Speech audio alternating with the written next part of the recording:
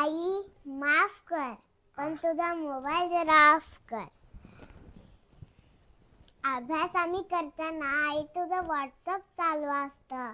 रोज नवा स्टेटस तुझ्या मोबाईल वरती दिसतं. जेवण करताना बाबांचं फेसबुक चालू असतं आणि कमेंट करता करता बाबांचं पोटही भरलेलं असतं. अहो बाबा, जिज्ञासू वय बाबा आमचं. प्रत्येक गोष्ट जाणून घेणं हेच काम आमचं. मग दिवसभर जे तुमच्या हातात दिसतं तेच आमच्या डोक्यात बसतं. लेकरू रडलं की त्याच्या हातात मोबाईल देता, तेही लगेच शांत बसतं. नवं जग त्याला त्याच्यामध्ये दिसतं. ते यंत्र गाजतं, वाजतं, खेळवतं, हसवतं, नाचवतं आणि कवळ्या वयात नको नको ते दृश्य दाखवतं. आणि ते दृश्य बघून आम्ही आनंदी होतो. आई वडील झोपले की त्यांचा गुपचूप मोबाईल घेतो. कधी कधी व्हिडिओ बघण्यातच आमचा वेळ जातो.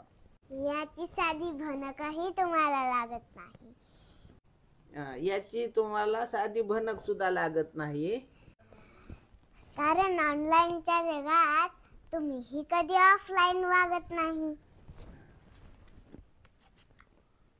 अहो चिखलाचे गोळे आम्ही, आकार तुम्ही देणारे.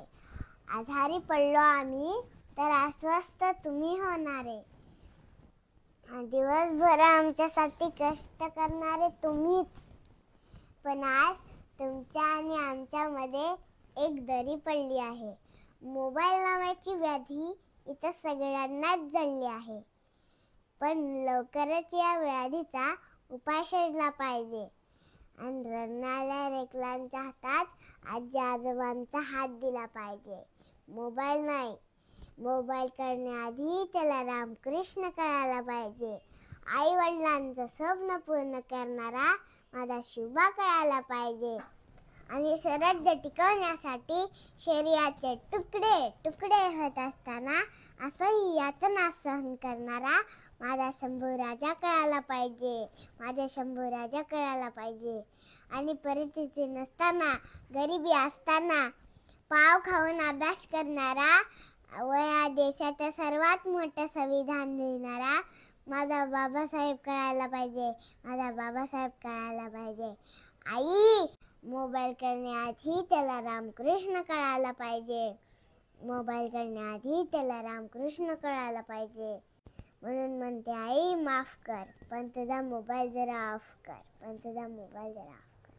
वा वा वा वा, काय वाघ हाय, किती नादर कहीता म्हणला. ही कहीता सगळ्या मायबापानं ऐकाव, लेकरायनं शिकाव, हाय की नाही.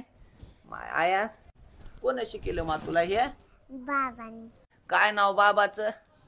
नवलाजी जाधव. नादर शिकेले मा बाबानं तुला, हाय की नाही. म्या नंतर बाजारला गेल्यावर तुला चॉकलेट आणतो मा वागा. ओके, किती नादर म्हणली कहीता.